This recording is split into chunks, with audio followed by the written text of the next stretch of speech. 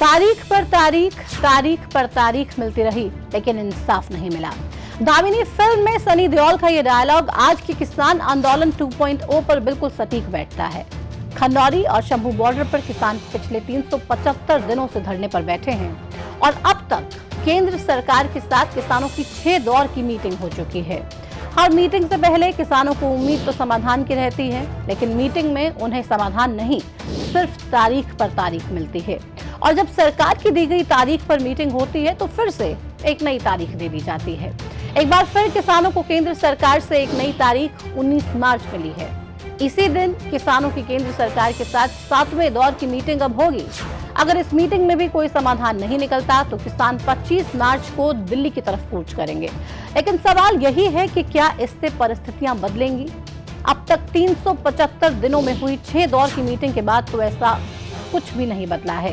किसान दिल्ली कूच की कोशिश कर चुके हैं, लेकिन उससे भी कुछ नहीं बदला। किसानों ने ट्रैक्टर मार्च निकाला, फिर भी कुछ नहीं बदला और ना ही किसानों के लाठियां खाने से कुछ बदला है। हाँ, अगर इस बीच कुछ बदला है तो वो है किसानों की शारीरिक और मानसिक स्थिति। धरने पर बैठे किसानों को कड़ाके की ठंड और गर्मी के कारण सर्दी, बुखार, खांसी और सांस की तकलीफ जैसी समस्याएं हुई हैं। किसानों के मानसिक स्वास्थ्य पर बुरा असर पड़ा है। कई किसान मानसिक तनाव, अवसाद और चिंता जैसी समस्याओं से जूझ रहे हैं। ये तनाव तब और भी ज्यादा बढ़ जाता है जब उन्हें संघर्ष का समाधान नजर नहीं आता। किसान नेता जगजीत सिंह डल्लेवाल तो पिछले करीब 90 दिन से आमरण अनशन कर रहे हैं, जिससे उनके शरीर में खून की कमी हो गई है, नसें गायब हो गई हैं, 20 किलो से ज्यादा वजन कम हो गया है, बीपी शुगर भी नॉर्मल नहीं है, आंखें पूरी तरह से अंदर धंस चुकी हैं, पूरा शरीर एक कंकाल की तरह हो गया है। बावजूद इसके डल्लेवाल ने आमरण अनशन तब तक खत्म करने से मना कर दिया है जब तक किसानों की मांगे नहीं मानी जाती। वहीं जिन मांगों के लिए ये आंदोलन हो रहा है उसमें मुख्य मांग सभी फसलों की एमएसपी पर खरीद है, उसकी गारंटी है। डॉक्टर स्वामीनाथन आयोग की रिपोर्ट के हिसाब से कीमत मांगी जा रही है।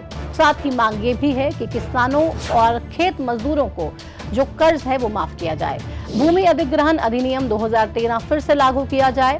किसान आंदोलन में मरे किसानों के परिजनों को मुआवजा और सरकारी नौकरी की भी मांग की जा रही है। वहीं केंद्र सरकार किसानों की इन मांगों में से कई मांगों पर अपना स्टैंड बिल्कुल क्लियर कर चुकी है।